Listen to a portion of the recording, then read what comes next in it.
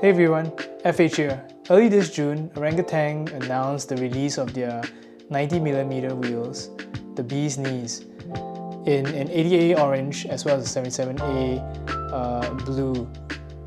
During the 2025 Dutch Ultra, Jacob Panning clinched second place overall with 269 miles on a prototype version of these wheels. So the question I have here is, are the Bee's Knees the best 90mm wheels for long distance skating? That would be the question for this review. So in this review, I'll actually give my impressions of how this Bee's Knees run against the other three 90mm wheels that I have, which are quite competitive and are seen in a lot of the distance skating ultra races. So I'll see how they stack against, firstly, the Pantheon Karmas 92mm wheels, right? The 88 wheel Double Dragon, right? 88mm, pretty close to 90mm. And of course, the crowd favorite, which are the Seismic Megawatts. So I have the mints here, but I also do have the mango durometer. The reviews of this wheel will be specific to long distance skating. So that means push, pump on LDP style boards, brackets, supersonic, for example, double dropped kind of setups. So my review may not apply to like downhill, free ride, and I definitely do not slide on these wheels. Full disclosure, I bought the Bee's Knees as well as the rest of the wheels that I'm reviewing with my own cash. So I am not sponsored by any of these brands, neither are they paying me to actually write a favorable review of them. So this is an overview of their stats.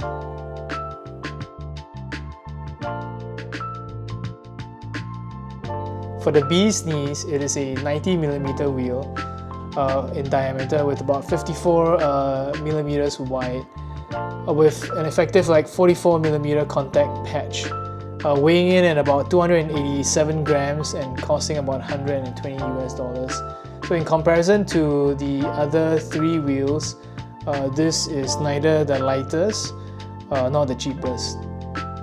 In terms of characteristics compared to maybe the Double Dragons, this is primarily a center set wheel, while the Double Dragons do have an offset core with more thane on the outer lip. So my initial impressions before actually riding this was to think that these wheels will definitely perform very well for push, but in terms of pumping, it may not necessarily have the nice rebound that maybe the Megawatts or the Double Dragon have. However, the design of the wheel edges are rounded, so in theory this would actually have a very easy initiation of the pump. So in terms of my, after riding them for about 80 kilometers on different setups, for acceleration, I find the Bee's Knees actually accelerate really well when you're pushing off. There's no draggy or mushy inertia with certain urethane formulas, like compared to maybe like the Boa hatchlings or the McFlys from 88 wheel. So I don't find that mushy push off.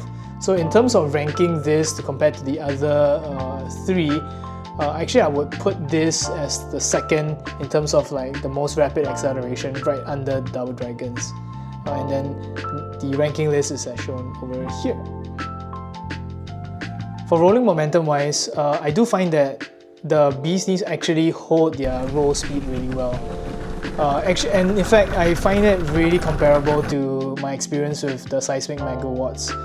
For that, I will rank them just below the Megawatts in second position. And here is my comparative, like subjective comparative ranking of rolling momentum. So for comfort wise, these actually feel very similar to Megawatts. And I think the best description of this would be somewhere in between the mint and the mango Megawatts. So in terms of ranking this, I would put the comfort as shown. Okay, so for pumping, I did find that the pumping initiation was really easy with the rounded lips. And I was actually very surprised with the center set design. You can tell that the inner edges of the wheel on the toe side of the pump were gripping hard, and on the heel side, the outer lip was actually gripping hard on the surface as well. There is some wheel lift that I faced with setting these wheels up with a 0-degree rear, but which was actually to be expected, with the lesser contact patch or the offset to hold the entire both wheels down for a 0-degree. But I really didn't see any worse off performance or loss of grip in those setups. So in terms of pumping performance, I would actually rank them like slightly under the megawatts. I do find these surprisingly pumping actually better than the Double Dragons. Yeah. Alright, so the ranking of the wheels is definitely subjective to my skate style and setups. And I know that there'll be some people who would disagree with my assessment. So I thought I needed to actually put the wheels through a controlled test in order to accurately assess how they perform against each other. So to really see how they match up, I wanted to control as many variables as I could to give a good indicator, especially for pump performance. In order to give a better measure of performance under dynamic conditions, the test format would be a 100% pump sprint around a short circular track for 5 laps. I would push and accelerate up to speed for 1 lap prior before I start the clock. The hypothesis is the shorter the overall test time, the faster the wheel is for pumping at the very least. Now this track features a slight 2% incline around the eastern side with a 2% decline on the west portion. The pavement condition is good, very similar to the Dutch Ultra, and the total lap distance is about 1.32 kilometers. The weather conditions that I chose to do the test was a sunny hot afternoon at between 11 to 1 p.m. at a 34 degrees Celsius with southwesterly winds at about 15 kilometers an hour. To control for GPS tracking anomalies on such a short circular track, I'll start and stop my watch timer at the same spot, which was a lamppost. So actually, regardless of what GPS tracks, what matters is the overall timing, because I will start and stop the watch right when I passed it.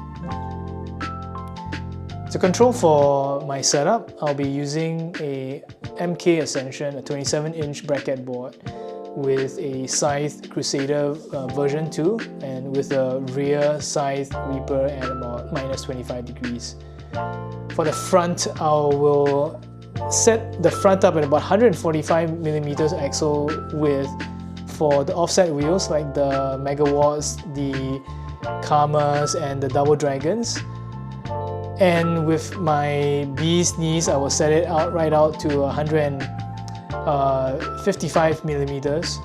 So I would keep the front edge of the lips roughly aligned at the same portion widthwise for the front. For the rear, I would actually just keep all my 4 wheels down to 120mm. In terms of bearings, to keep it consistent, I'll use the same set of Boa steel bearings, swapping it between every ride. Now, of course, my physical body will be a huge variable. As a full-out pump sprint, my ability to maintain the same output throughout the entire test for 4 wheels will definitely change. So wheels tested at the end of the test session, in theory, will get slower times as I become more fatigued. To control for this variable, firstly, I would ensure that in between tests, I would have at least 10 minutes to catch my breath in between sessions. And I would actually stay constantly hydrated with Tailwind energy drink. Now secondly, in order to set the test order, I would choose to set the test order based on my last experience with the slowest in terms of pumping to the fastest. So I would start out with the Karmas, which for me was like the least pumping ability of the four wheels here. So I would start up the Karmas, then I would follow on with the Double Dragons, right? And then I would go with the Megawatts. For the Megawatts wise, I would actually set them up with a split duro, with the mints in the front and the mangoes in the back. It was kind of like how I ran for my Ultra, the UK and as well as the Dutch Ultra.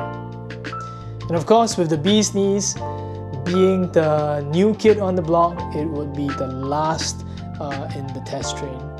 So this, in theory, would narrow the overall times, right? The wheels that have better pump, being the tail end of the sequence, should still edge out in terms of the overall timing. That's theory. Now, how did it turn out in practice after the test? So here is how it looks like. Wow! So after the 4 runs, I was actually surprised. If you look at the rank timings, the Karmas were the slowest at 3 minutes 49 seconds, followed by actually the Double Dragons at 3 minutes 41.